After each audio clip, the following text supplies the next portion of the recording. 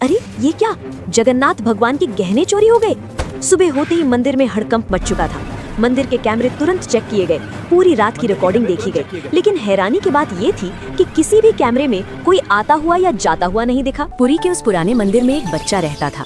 कोई बाहर वाला देखे तो सोचे कि मंदिर में बच्चा कैसे रह सकता है, लेकिन जो लोग वहाँ रोज आते थे वो जानते थे कि ये बच्चा मंदिर का ही हिस्सा था। उसका कोई नाम कागजों में नहीं था, न माँ नहीं, न बाप, न कोई पहचान। लोग उसे बस मुगु कहकर बुलाते थे। मुगु की उम्र कोई 8 या 9 साल रही होगी। फटे कपड़े, नंगे पैर और आंखों में एक अजीब सी शांति। वो मंदिर में ही सोता था, मंदिर में ही भूखा रहता था और मंदिर में ही हंस लेता था। जब कोई उससे पूछता कि तेरा घर कहाँ है, तो वो बिना सोचे सीधा भगवान जगन्नाथ की मूर्ति की तरफ देखता और कहता, यही जहाँ जगन्नाथ जी रहते हैं। लोग इसे बच्चों की मासूमियत समझते थे, लेकिन मुगु मजाक नहीं कर रहा होता था। मुगु भगवान जगन्नाथ को भगवान नहीं मानता था, वो उन्हें अपना सबसे अच्छा दोस्त मानता था। हर सुबह वो मूर्ति के सामने बैठकर बोलता, आज देर हो गई दोस्त, पुजारी अंकल ने झाड़ू नहीं दी।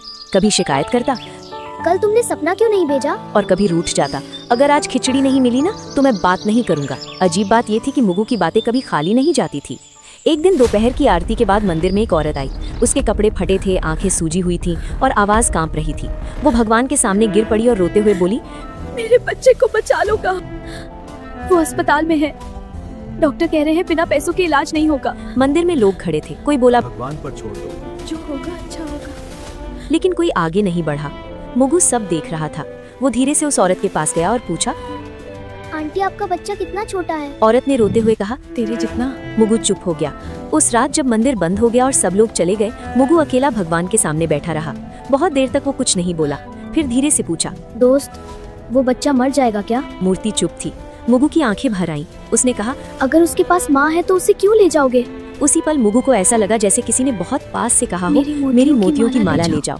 मुगु घबरा गया। उसने मूर्ति की तरफ देखा और बोला, आप नाराज नहीं होगे? कोई जवाब नहीं आया, लेकिन मुगु की नजर माला पर टिक गई। अगली सुबह मंदिर में हड़कंप मच गया। पुजारी चिल्लाने लगे, अरे ये क्या, भगवान की मोतियों की माला गायब है। कैमरे चेक किए गए, पूरी रात की रिकॉर्डिंग देखी गई, लेकिन ना कोई आता दिखा ना कोई जाता। तभी एक आदमी बोला, कल रात मैंने उसी बच्चे को मंदिर में घूमते देखा था। सबकी नजर एक साथ मुगु पर चली गई। मुगु कुछ नहीं बोला, उसकी मुट्ठी कांप रही थी। उसी समय मंदिर के बाहर वही औरत खुशी से रो रही थी। वो सबको बता रही थी कि किसी ने भगवान की माला बेचकर उसके बच्चे का ऑपरेशन करवा दिया। मंदिर के अंदर लोग भगवान को देख रहे थे और मंदिर के बीच में एक बच्चा चुपचाप खड़ा था। एक पुजारी ने परेशान होकर कहा, अगर कोई इंसान आया होता तो कैमरे में जरूर दिखता। दूसरे पुजारी ने धीरे से कहा, ऐसा तो तभी हो सकता है जब कोई आया ही ना हो। लोगों में खुसुर पुसुर बढ़ने लगी और हर कोई एक दूसरे की तरफ शक से देखने लगा। उसी भीड़ में एक आदमी ने अचानक कहा, रात को मैंने मुगु को मंदिर में घूमते देखा था। ये बात सुनते ही सबकी नजर एक साथ मुगु पर चली गई। मुगु उस समय मंदिर के एक कोने में खड़ा था और उसे समझ नहीं आ रहा था कि सब लोग उसे ऐसे क्यों देख रहे हैं। एक आदमी ने सख्त आवाज में पूछा, तू रात को मंदिर में क्या कर रहा था? मुगु ने धीरे से कहा, रोज की तरह भगवान से बात कर रहा भीड़ था। में से किसी ने ये कहा, बच्चा हमेशा यहाँ रहता है और इसे सब कुछ पता होता है। किसी और ने कहा, अगर कैमरे में कोई नहीं दिखा तो चोरी इसी ने की होगी। मुगु की आंखें भर आई और उसने कहा मैंने कि कुछ भी चोरी नहीं किया है। मैंने जो उसने बस किया वो इतना कहा भगवान के कि कहने उसने पर जो किया था। किया वो भगवान के कहने पर किया था। ये सुनकर लोग हंस पड़े और किसी ने ताना मारते हुए कहा, भगवान बच्चों से चोरी नहीं करवाते। मुगु कुछ नहीं बोला और उसकी नजर जमीन पर टिक गई। उसी समय मंदिर के बाहर शोर मच गया, क्योंकि वही औरत भागती हुई आई थी जो कल रो रही थी।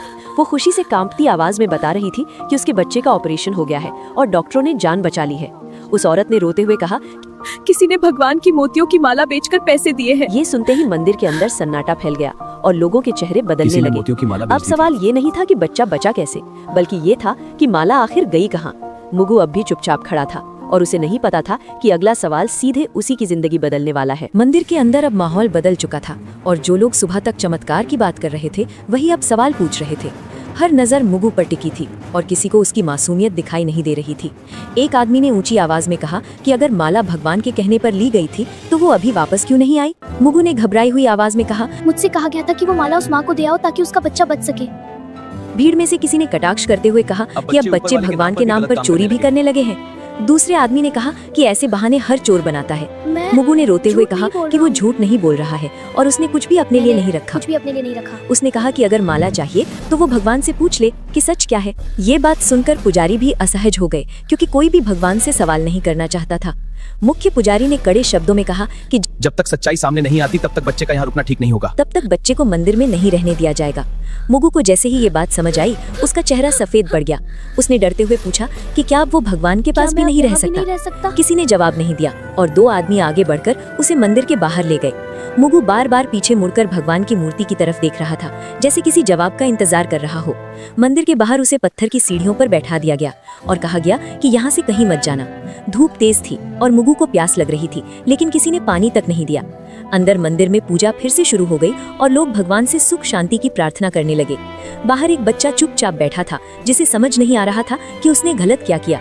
मुगु ने खुद से कहा, अगर भगवान ने कहा था तो फिर सजा मुझे क्यों मिल रही है? उसकी आंखों से आंसू गिरने लगे और वो पहली बार भगवान से बिना बोले सवाल कर रहा था।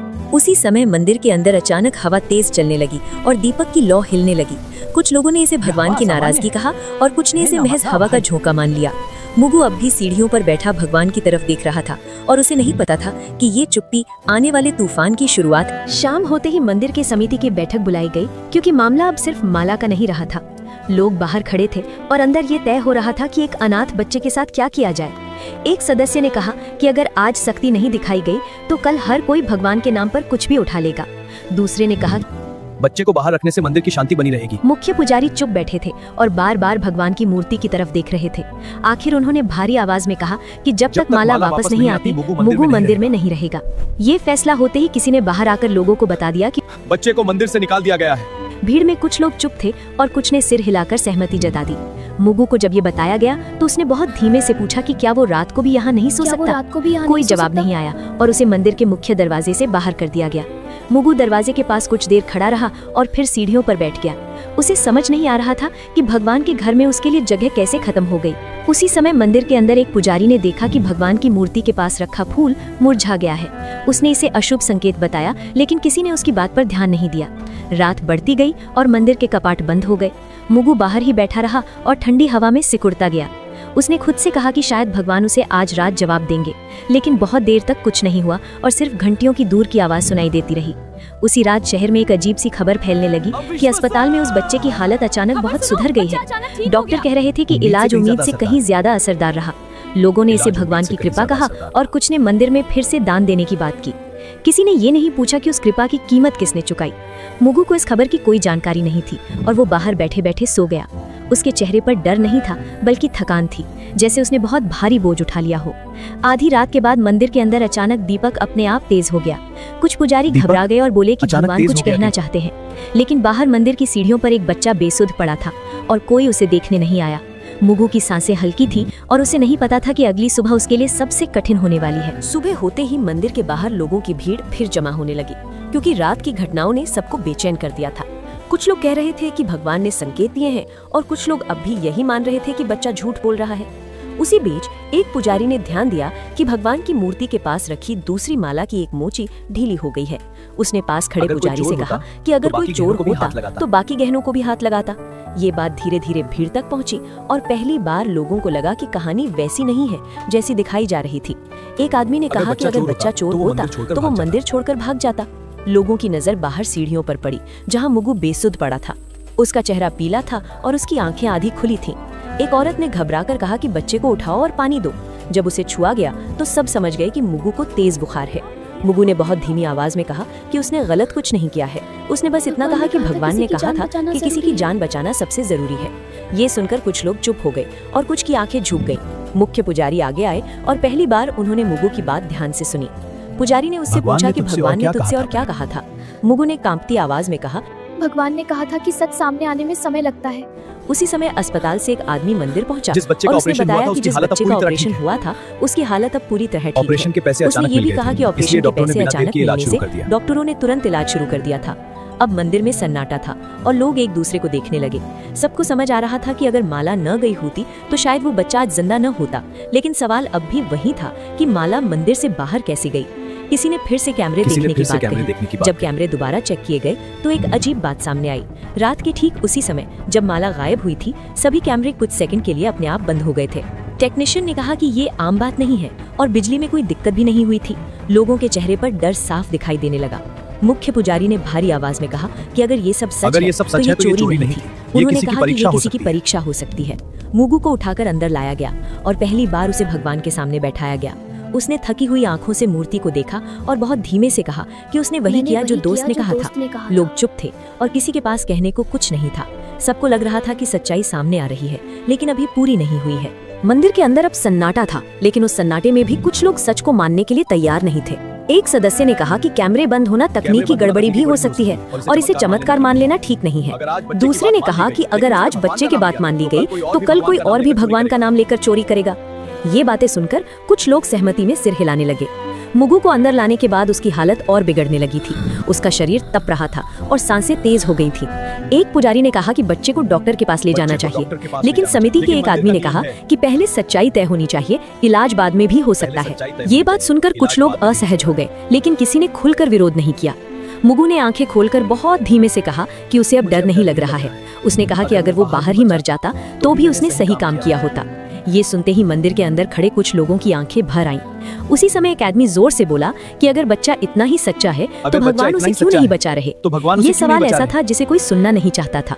मुगु ने कमजोर आवाज में कहा कि भगवान हमेशा किसी को बचाने नहीं आते। उसने कहा कि कभी कभी भगवान चाहते हैं कि इंसान सही फैसला ले। ये बात सुनते ही मंदिर में कुछ लोगों को गुस्सा आ गया। एक आदमी ने कहा कि ये बच्चा भगवान बनकर बोल रहा है। मुगु ने बहुत मुश्किल से मुस्कुराते हुए कहा कि वो भगवान नहीं है, बस दोस्त की बात बता रहा है। उसकी आंखें धीरे धीरे बंद होने लगी। उसी समय बाहर से आवाज आई कि एम्बुलेंस आ गई है। कुछ लोग राहत की सांस लेने लगे और कुछ अब भी खड़े रहे। जब मुगु को उठाकर बाहर ले जाया गया तो मंदिर के अंदर अचानक तेज हवा चली। दीपक की लौ एक पल के लिए सीधी खड़ी हो गई। कुछ पुजारी डर गए और बोले कि अब देर हो चुकी है। किसी ने पूछा कि किस बात के लिए देर हो चुकी है, लेकिन कोई जवाब नहीं आया। मुगु को एम्बुलेंस में डाल दिया गया और दरवाजा बंद हो गया। उसकी उंगलियां ढीली पड़ रही थीं और उसकी सांस बहुत हल्की हो गई थी। मंदिर के अंदर लोग अब भी बहस कर रहे थे कि सच क्या है। उसी समय एम्बुलेंस के सायरन की आवाज दूर होती चली गई। मुख्य पुजारी ने भगवान की मूर्ति की तरफ देखा और पहली बार उनकी आंखें भर आईं। उन्हें समझ आ गया था कि सही और गलत के बीच का वक्त बहुत कीमती होता है। एम्बुलेंस के जाते ही मंदिर के अंदर एक अजीब सी खामोशी फैल गई और बहस अपने आप रुक गई। लोग एक दूसरे का चेहरा देख रहे थे, जैसे सबको अचानक समझ आ गया हो कि अब शब्द बेकार हैं। कुछ देर बाद अस्पताल से फोन आया और मुख्य पुजारी ने कांपते हाथों से कॉल उठाई। डॉक्टर ने बताया कि बच्चे की हालत बहुत नाजुक है और अगला 1 घंटा बेहद अहम है। ये सुनते ही मंदिर में मौजूद कई लोगों के चेहरे पीले पड़ गए। किसी ने धीमे से कहा कि अगर हमने उसे पहले भेज दिया होता तो शायद हालात अलग होते। एक आदमी ने गुस्से में कहा कि अब पछताने से क्या फायदा, जो होना था वो हो चुका है। लेकिन उसकी आवाज में भी भरोसा नहीं था, सिर्फ डर था। उसी समय वो औरत फिर मंदिर पहुंची जिसका बच्चा अस्पताल से बचकर लौटा था। उसने मुगु के बारे में पूछा और जब उसे सच बताया गया तो वो जमीन पर बैठ गई। वो रोते हुए बोली कि अगर उसका बच्चा बचा है तो उसकी वजह वही अनाथ बच्चा है। उसने कहा कि वो माला नहीं थी बल्कि भगवान का भरोसा था जो बिक गया था। ये सुनकर मंदिर में खड़े लोग सिर झुकाने लगे। किसी की हिम्मत नहीं थी कि उस औरत की आंखों में देख सके। उसी वक्त अस्पताल से दोबारा फोन आया और इस बार आवाज और भी गंभीर थी। डॉक्टर ने बताया कि बच्चे की सांसें बहुत धीमी हो रही हैं और शरीर जवाब दे रहा है। मुख्य पुजारी ने बिना कुछ बोले फोन रख दिया। उन्होंने पहली बार साफ शब्दों में कहा कि ये सब किसी चोरी की कहानी नहीं थी। उन्होंने कहा कि ये परीक्षा थी और हम सब उसमें फेल हो गए। उनकी आवाज में गुस्सा नहीं था, सिर्फ टूटन थी। कुछ लोग रो पड़े और कुछ बस दीवार की तरफ देखते रहे। हर किसी को लग रहा था कि अगर समय को थोड़ा पीछे किया जा सकता तो सब कुछ बदल सकता था। मंदिर के बाहर अचानक तेज हवा चली और धूल उड़ने लगी। कई लोगों ने इसे भगवान का संकेत माना, लेकिन अब किसी के पास जवाब नहीं था। अस्पताल से आखिरी बार फोन आया और इस बार लाइन के उस तरफ सिर्फ सन्नाटा था। कुछ सेकंड बाद डॉक्टर ने कहा कि उन्होंने पूरी कोशिश की लेकिन बच्चा नहीं बच पाया। ये सुनते ही मंदिर में खड़े कई लोग जमीन पर बैठ गए। किसी ने भगवान को दोष नहीं दिया क्योंकि अब सब समझ चुके थे कि गलती कहाँ हुई थी। मुख्य पुजारी ने भगवान की मूर्ति की तरफ देखा और बहुत धीमे से कहा कि हमने बहुत देर कर दी। उन्हें एहसास हो गया था कि इंसान जब फैसले टालता है तो उसका अंजाम हमेशा किसी और को भुगतना पड़ता है। मुगु के जाने के बाद मंदिर में पहली बार ऐसा हुआ कि भीड़ होने के बावजूद कोई शोर नहीं था। लोग दर्शन के लिए आ रहे थे, लेकिन किसी के चेहरे पर वो पुरानी श्रद्धा नहीं दिख रही थी।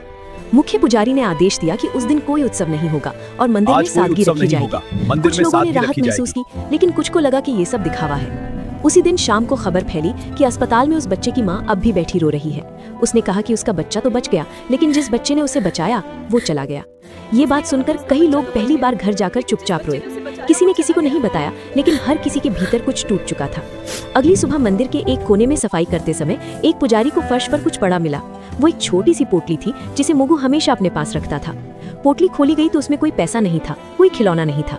उसमें बस एक पुरानी रुई की माला थी और एक कागज का टुकड़ा। कागज पर मुगु की टूटी फूटी लिखावट में लिखा था कि अगर भगवान की माला वापस आ जाए तो किसी को सजा मत देना। उसने ये भी लिखा था कि दोस्त ने कहा है कि सही काम का इनाम हमेशा जिंदा रहना नहीं होता। ये पढ़ते ही मुख्य पुजारी की आंखें भर आईं और उन्होंने कागज चुपचाप मोड़ लिया।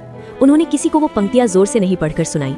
उसी समय एक और अजीब बात हुई जिसे सबने महसूस किया, लेकिन कोई बोल नहीं पाया। भगवान की मूर्ति के गले में अगली सुबह मोतियों की वही माला वापस दिखने लगी। कैमरे फिर चेक किए गए, लेकिन इस बार भी कुछ नहीं दिखा। ना कोई आता दिखा, ना कोई जाता, बस माला अपनी जगह पर थी। कुछ लोगों ने इसे भगवान की लीला कहा और कुछ ने इसे अपनी गलती मान लिया, लेकिन इस बार किसी ने ताली नहीं बजाई और किसी ने जयकारा नहीं लगाया।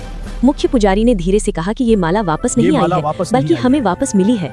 उनकी आवाज में आदेश नहीं था, सिर्फ स्वीकार था। उसी दिन मंदिर के बाहर एक छोटा सा दिया जलाया गया, बिना किसी घोषणा के। लोग आते गए और चुपचाप दिए के सामने सिर झुकाते गए। कोई नहीं जानता था कि ये दिया किसके लिए है, लेकिन सब समझ रहे थे। मुगु का नाम किसी ने नहीं लिया, लेकिन उसकी कमी हर किसी को महसूस हो रही थी। शाम ढलते ही मंदिर के बाहर एक बच्चा आकर सीढ़ियों पर बैठ गया। वो मुगु जैसा नहीं दिखता था, लेकिन उसकी आंखों में वही इंतजार था। एक आदमी ने उसे देखा और कुछ देर तक खड़ा रहा। उसके मन में पहली बार ये सवाल उठा कि क्या वो आगे बढ़ेगा या फिर देर कर देगा। अगली सुबह मंदिर हमेशा की तरह खुला, लेकिन माहौल पहले जैसा नहीं था। लोग दर्शन के लिए आए, सिर झुकाया और बिना ज्यादा रुके बाहर निकल गए। मुगु की बात अब कोई जोर से नहीं करता था, लेकिन हर कोई उसके बारे में सोच रहा था। मुख्य पुजारी ने उस दिन बहुत कम शब्दों में पूजा करवाई। उन्होंने भगवान से कुछ मांगा नहीं, बस चुपचाप हाथ जोड़कर खड़े रहे। मंदिर के बाहर वही आदमी उस बच्चे को लेकर फिर आया। इस बार बच्चे ने डर के बिना सीढ़ियों पर कदम रखा। किसी ने टोका नहीं, किसी ने सवाल नहीं किया, जैसे सब समझ गए हों कि कुछ सवालों का जवाब नियम नहीं होते। उस बच्चे को खाना दिया गया, पानी दिया गया और एक कोने में बैठा दिया गया। वो बार बार भगवान की मूर्ति की तरफ देख रहा था। उसने आदमी से पूछा कि क्या भगवान उससे नाराज होंगे। आदमी ने कहा कि भगवान कभी बच्चों से नाराज नहीं होते, इंसानों से होते हैं। ये सुनकर बच्चा हल्का सा मुस्कुराया, ठीक वैसे ही जैसे कभी मुगु मुस्कुराया करता था। शाम को मुख्य पुजारी बाहर आए और पहली बार लोगों से बोले। उन्होंने कहा कि भगवान ने किसी से माला वापस नहीं मंगवाई थी, बल्कि हमें हमारी इंसानियत याद दिलाई थी।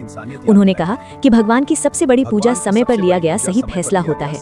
भीड़ में खड़े कई लोगों की आंखें भर आईं। मंदिर के बाहर जल रहा दिया अब भी जल रहा था, लेकिन अब वो किसी की मौत की याद में नहीं, बल्कि एक जिम्मेदारी की तरह जल रहा था। वही औरत जिसका बच्चा बच गया था मंदिर आई।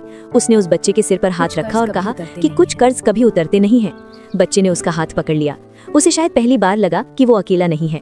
मंदिर की सीढ़ियों पर खड़े होकर आदमी ने आखिरी बार अंदर देखा। उसे लगा जैसे भगवान चुप नहीं है, बस देख रहे हैं। और उस चुप्पी में एक बात साफ थी, भगवान हमेशा किसी चमत्कार से नहीं, कभी किसी इंसान के फैसले से काम करते हैं। मुगु अब वहाँ नहीं था, लेकिन अगर कोई आज देर नहीं करता तो यही उसकी सबसे बड़ी मौजूदगी थी।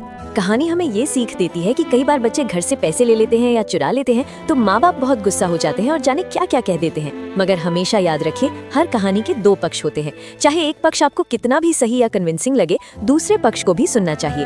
पहले ये जानिए कि उस बच्चे की स्थिति और परिस्थिति क्या है, उसके बाद ही कोई निर्णय ले और उसे प्यार से समझाएं। अगर आपको ये कहानी या इसकी सीख अच्छी लगी हो तो कमेंट में जय जगन्नाथ लिखें और इसे दूसरों के साथ भी साझा करें ताकि वे भी इससे सीख सके। जय जगन्नाथ।